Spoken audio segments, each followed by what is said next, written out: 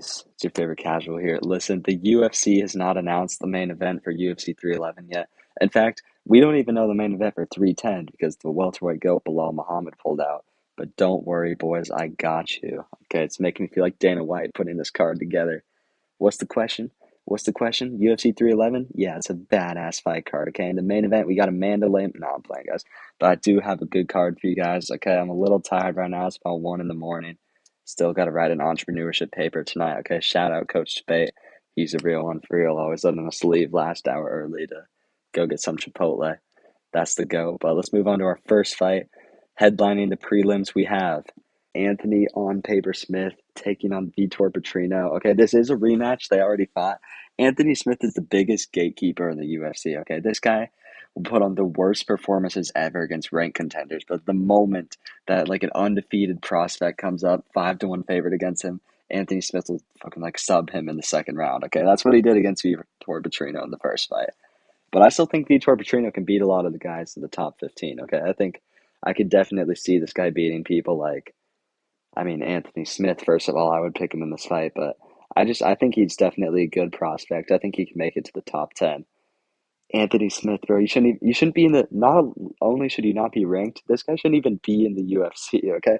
Like, let's see, I think it was UFC 303. This guy had the most boring, worst performance. I think he threw up like 20 to 30 strikes in that entire fight.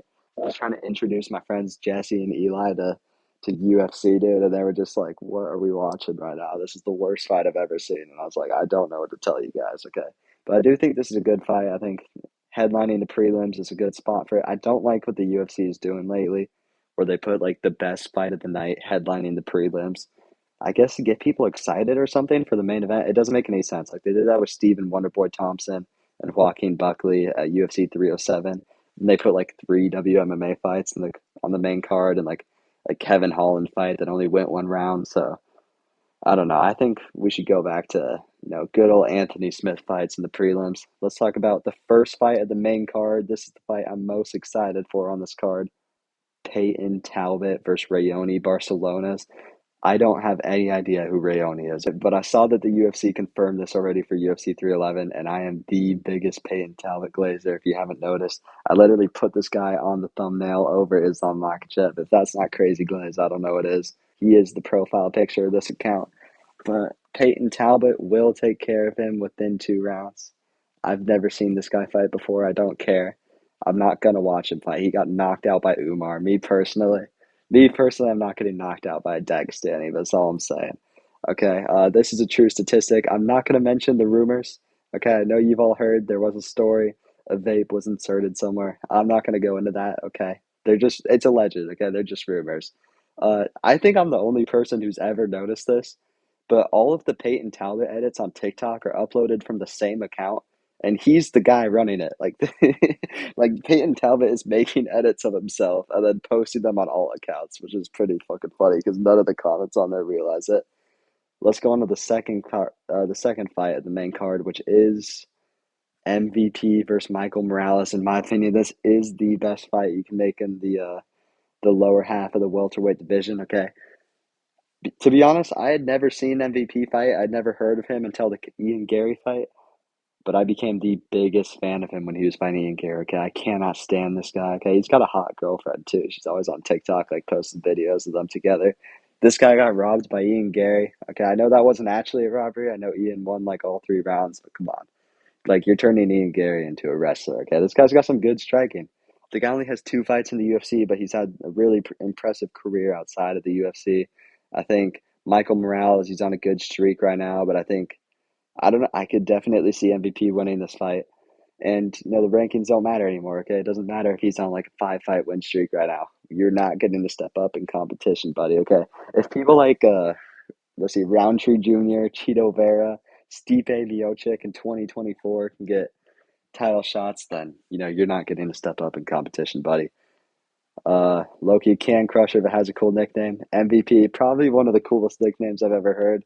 This guy's just beating up on a bunch of nobodies in Bellator or wherever he's from, but he did beat Kevin Holland. That's a good win. So let's move on to the featured fight of this card, which is Arnold Allen versus Yair Rodriguez. Okay, I absolutely love Arnold Allen, my autistic goat. Okay, yeah, Rodriguez, he's on a bit of a decline right now. Lost to Volk, which that's fair enough. That's Volk literally. But Brian Ortega got submitted by him. Fair enough. But I think Arnold Allen could be a good matchup for him. I think this would be a good comeback fight for Yair Rodriguez, and I think Arnold Allen with the win over Yair Rodriguez, one more fight, you're looking at maybe title contention, maybe one or two good solid wins because he is coming off a win over Giga Chikadze at UFC 304. Best fight of the night by far. That was a really entertaining fight. One thing I do have to talk about, I know I was making jokes about like the rankings not meaning anything. Why is Yair Rodriguez 2 spots above Ortega, who just submitted him in his last fight and Yair hasn't fought since? Okay, but Arnold, he's entertaining as hell. I think this is a sick matchup. I would absolutely love to see Arnold Allen win this. The title run starts now, baby. The title run starts now. Okay, Dustin Poirier versus Justin Gaethje. We've already seen this fight 2 times. They're 1-1 against each other. Both of them have knocked out the other person. I think this is an awesome double retirement fight because Dustin Poirier, obviously, he's been talking about this is going to be his last fight. He wants one big last money retirement fight. And Justin Gaethje, he's nearing the end of his career. Obviously, he's still elite. Beat Rafael Fiziev, beat Dustin Poirier in his last fight, knocked him out. But then the Max Holloway knockout, that I'm gonna be honest, that's the kind of KO that just sets your career back. Okay, like you can't recover from something like that. Getting dominated for 5 rounds almost, and then just completely stiff KO'd on the canvas. That's the kind of thing that your career just cannot bounce back from. Okay, if I'm being honest, I would pick Dustin Poirier in this matchup. He looked really good against Islam, like really good. Like he was winning I think it was the third round, maybe the fourth round until he got submitted. But Dustin was looking good against Islam.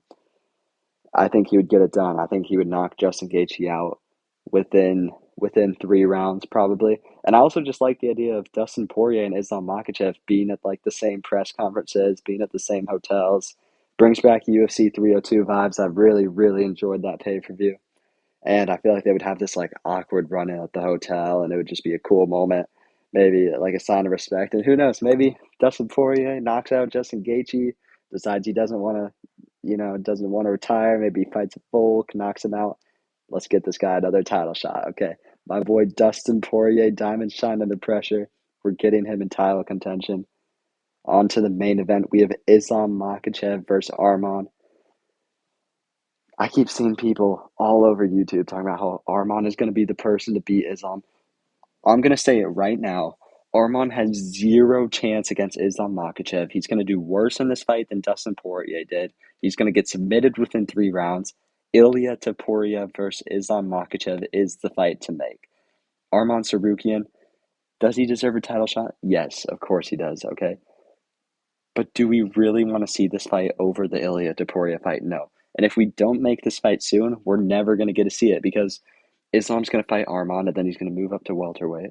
We're going to get to see him fight Ilia Topuria probably. So we should make this fight when we can because Arman doesn't have a chance anyway. We already know what's going to happen in this fight, okay? You guys see real ones of this channel, okay, the OG subscribers saw in that first video, Arman's zesty kicks over there. Okay, I have zero faith in this guy ever since then.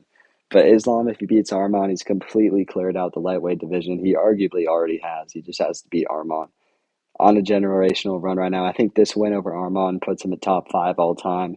There's no argument that could be made that he's not the lightweight GOAT after that. I think he's already the lightweight GOAT, but one more win over a solid title contender like Arman definitely puts him in top 5, maybe even top 3 all time if I'm being honest. But those are my thoughts for UFC 311. I do have a bit of a cold right now, so sorry about my voice in this video, but let me know what you guys think in the comments.